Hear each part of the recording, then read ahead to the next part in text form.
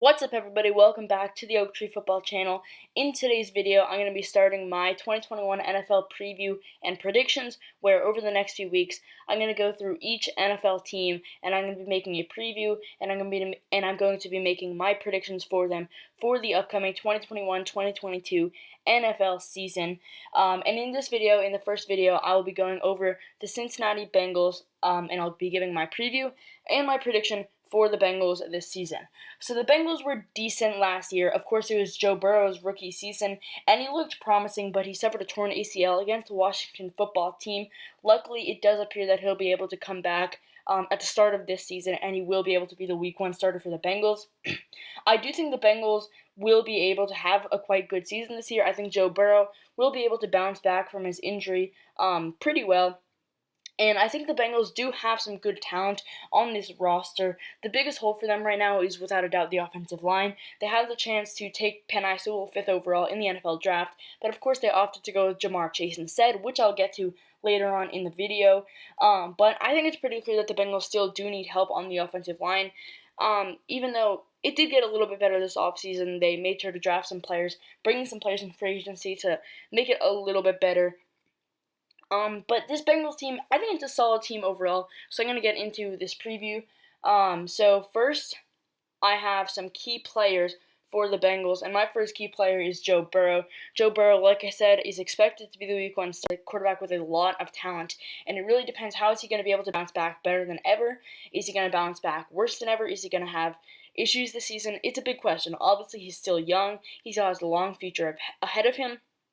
But it's going to be interesting to see how he bounces back from a major injury so early in his career. Obviously, he's a really talented quarterback. He was so good at LSU in 2019, obviously when they won the college football title. He was excellent that season, and he was pretty good last season as well. The Bengals weren't necessarily winning games, but he was having a good season, and I think Burrow, he's probably the most important player, not just because he's the quarterback, but it really depends, like I've said, how he recovers from this injury and how he plays this season. Another key player, I have running back Joe Mixon. Joe Mixon, he missed some playing time last season, but still a solid player and will be an important piece for the Bengals, especially if Burrow can't necessarily be relied on that much coming off his injury. Maybe he can't be relied as much as a passer. I think the running game is going to be really essential to the Bengals this season, and Joe Mixon is a talented running back, and if he gets the ball, I think that he could have a good season because he has had good seasons in the past. Like I said, missed a bit of playing time last year, but still a very talented player. Next up, I have two wide receivers, T. Higgins and Tyler Boyd. T. Higgins heading into his second season in the NFL. He was excellent last year. He was probably the Bengals' best offensive player, maybe except for Joe Burrow, but he was maybe their best receiver. He had a really good season, honestly, and I think he'll be able to have another good season this year. We'll see.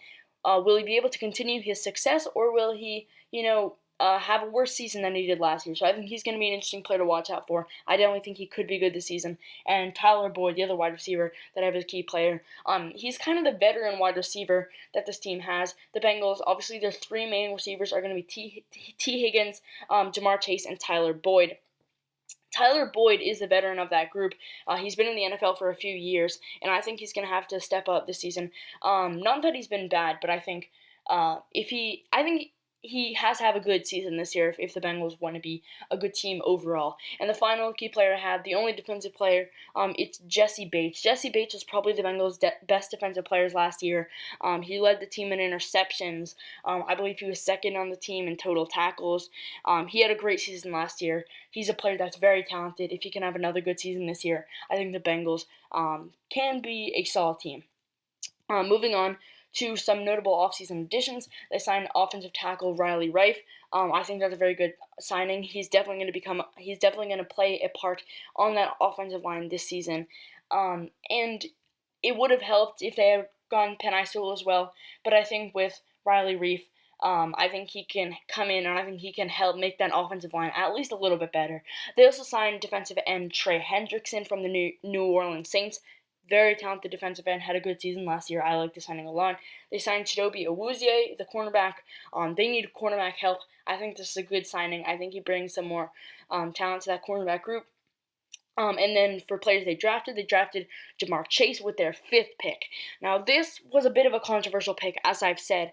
They could have taken Penei Sewell. I believe they should have taken Penei Sewell, but Jamar Chase is a very talented receiver. He opted out in 2020, but was the best receiver in college football in 2019. He was excellent. We'll see how he bounces back after not playing at all last season. We'll see how he looks. He's obviously such a talented player, and he has that chemistry with Joe Burrow. Obviously, they went to LSU together. They set records there in 2019. They won the national championship together. It's just going to be interesting to see if he's going to really be good enough, because I think the question for the next few years is going to be, should they have taken Penei Sewell or should they have taken Jamar Chase? Obviously, they went with Jamar Chase, but was that the right decision? I think that's a question that's going to be asked in the future. But without a doubt, I think Jamar Chase is a talented player. He'll make a big impact with the Bengals already this season. And I was thinking about having him there in the key players as well, because he could very much be a key player for the Bengals this season. And then the final notable offseason addition I have is Jackson Carmen, the offensive tackle and offensive guard. Played offensive tackle in college, probably going to play offensive guard in the league. I'm not sure if he'll start season 1, or at least week 1. I don't think so. I think he'll start as a backup. But I think maybe we could see a little bit of playing time from him this season. I think he's a very talented offensive lineman. I like this pick by the Bengals when they made it in the second round. The Bengals also brought in a few other players, but these are just the major and notable ones that I have. Now moving on to some notable offseason losses. The first one is wide receiver A.J. Green. A.J. Green, a few years ago, was one of the best wide receivers in the league. He was great for the Bengals. Last season, he wasn't great. Didn't really do much. He hasn't really done much for the past few years for the Bengals. So I don't think this loss is going to hurt them that significantly. They still have wide receivers. They brought in some wide receiver talent recently. So I think that this loss, even though A.J. Green is a good player, he's past his prime, this loss shouldn't hurt too much. Another loss that shouldn't hurt too much is another wide receiver, John Ross. John Ross, they drafted him very early in the 2017 draft. I believe they used the 9th pick on him. That might be wrong, but I believe it was a top 10 pick, and he just did not pan out at all. Really never had a good career with the Bengals, never did anything great.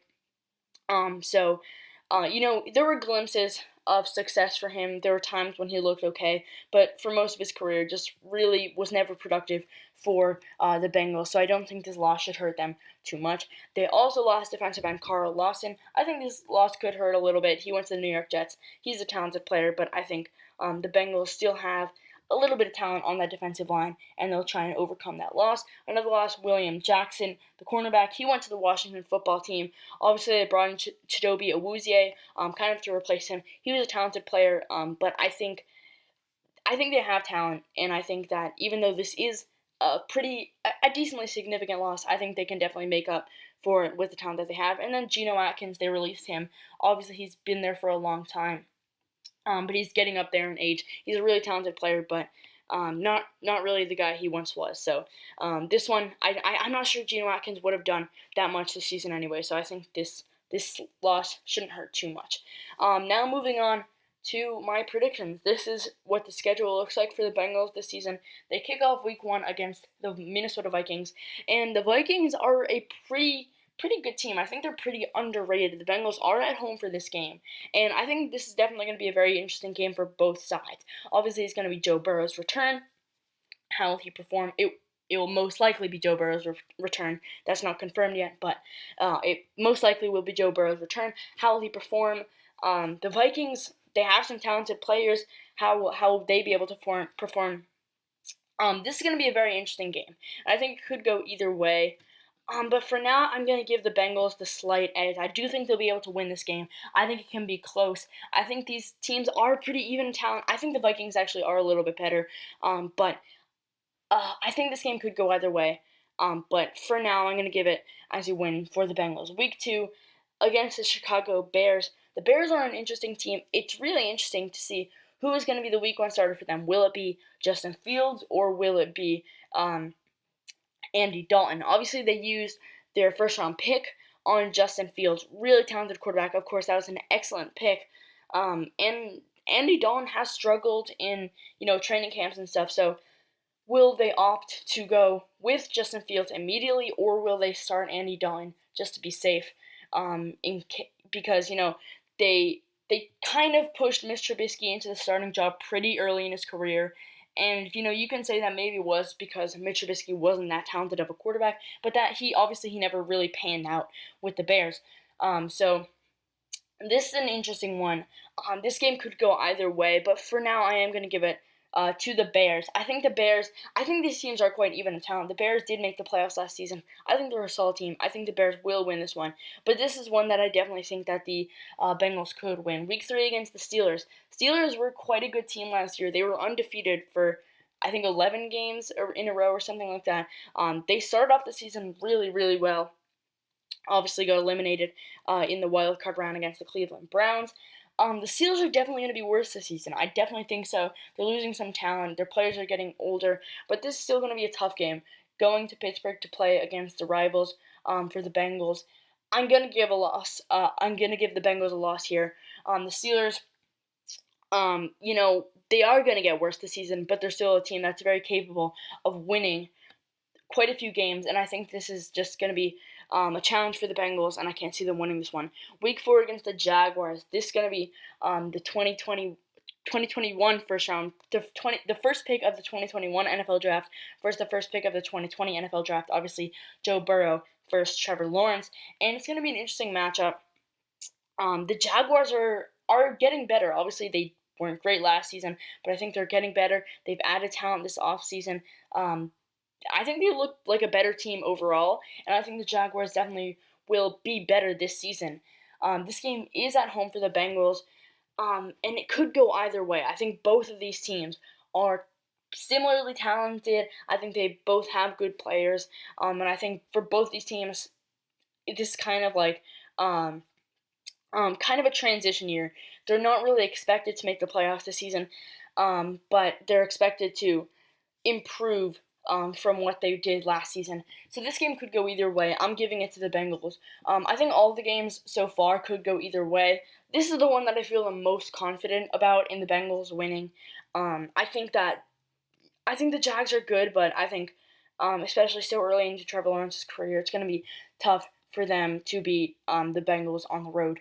Week 5 against the Packers.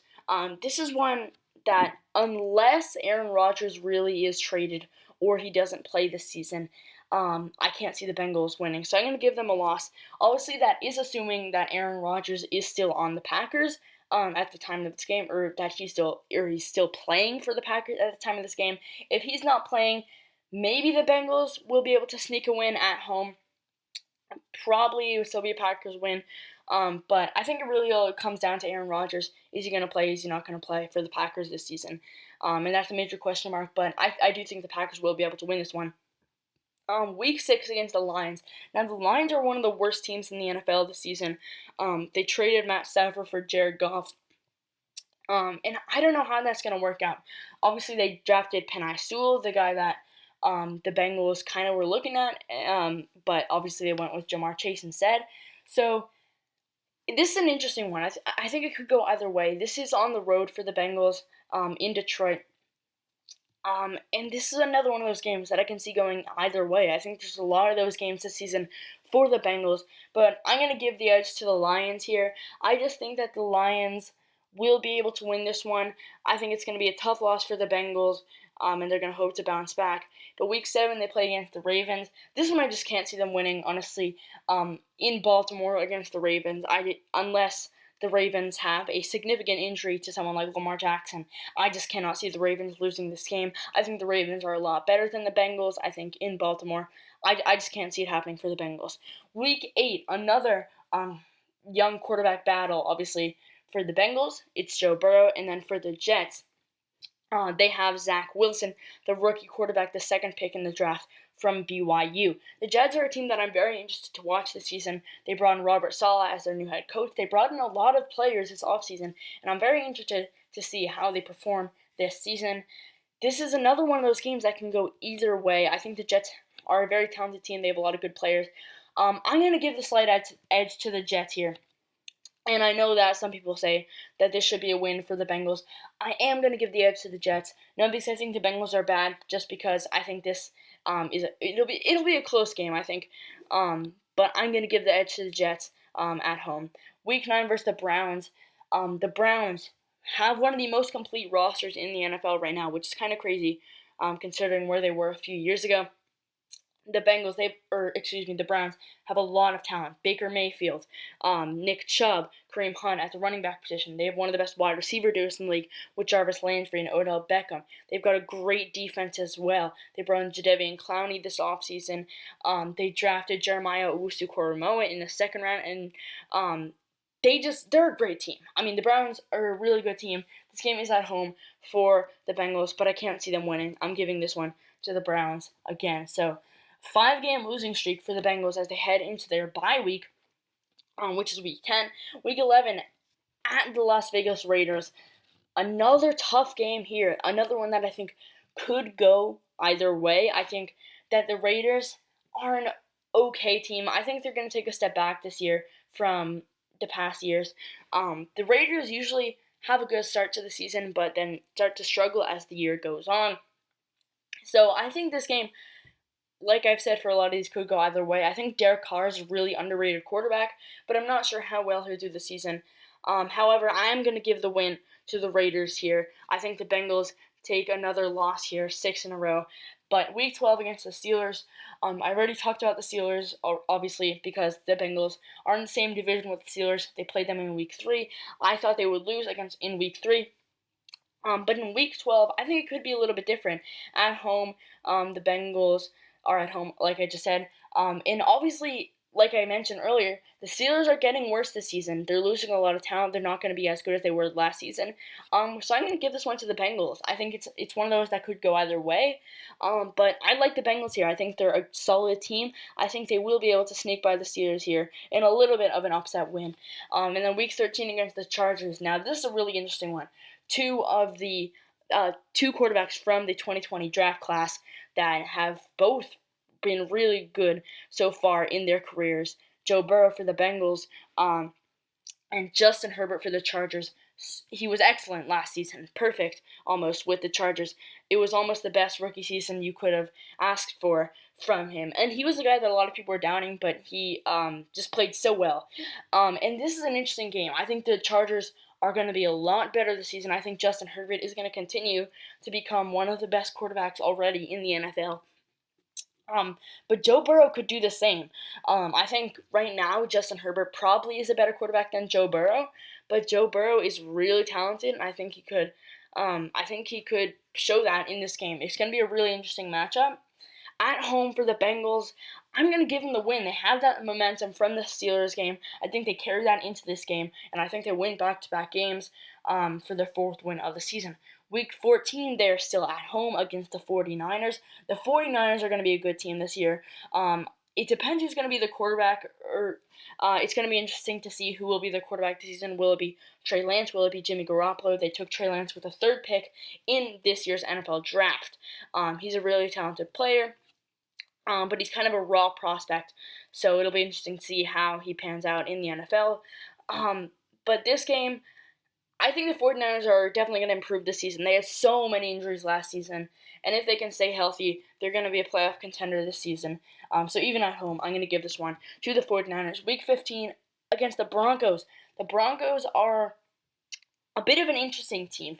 Another team that's quarterback situation is kind of questionable. Will it be Drew Lock? Will it be Teddy Bridgewater starting for them? I don't really think either of those quarterbacks are that good, honestly. So I think the Broncos will have some struggles this season. I think they have a good backfield. They got Melvin Gordon there. I think he's a talented player. I think they have some solid receivers. I think defensively they're solid. Von Miller's coming back. But I'm going to give this one to the Bengals.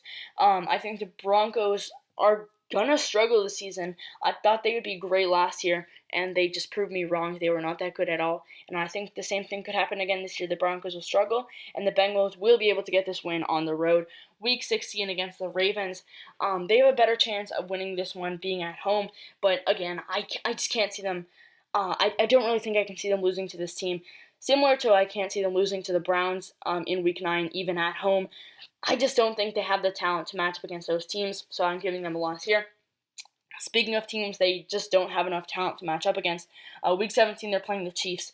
Once again, this is easily a loss for the Bengals, unless maybe the Chiefs have like some significant injuries, the Chiefs are going to be good this season. I mean, they were great last season. They've been great for the past few years. Patrick Mahomes is the best quarterback in the NFL.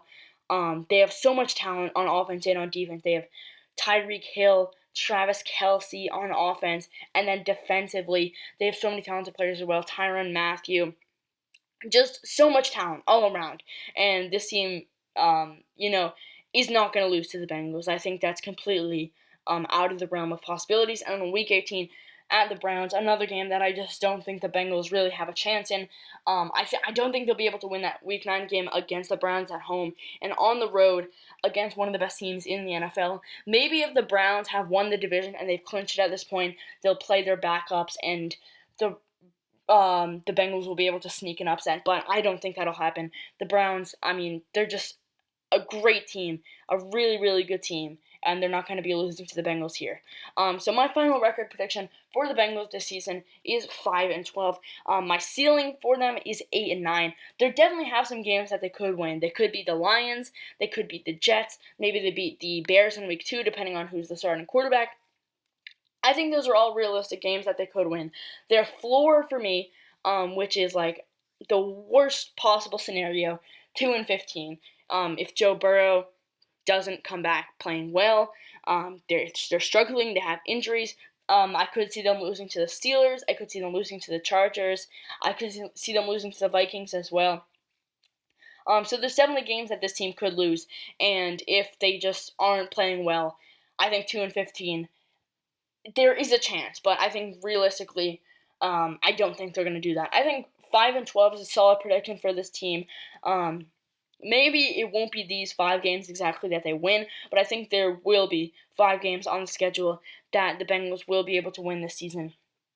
So that is going to be my final record prediction for the Bengals. And that's going to be the end of this preview and prediction. If you enjoyed, don't forget to leave a like and subscribe. Leave a comment down below with your thoughts for the Bengals this season. I'm going to be continuing this series with more teams as the days continue as we head to the 2021 NFL season. Thank you so much for watching, and I'll see you guys in the next video.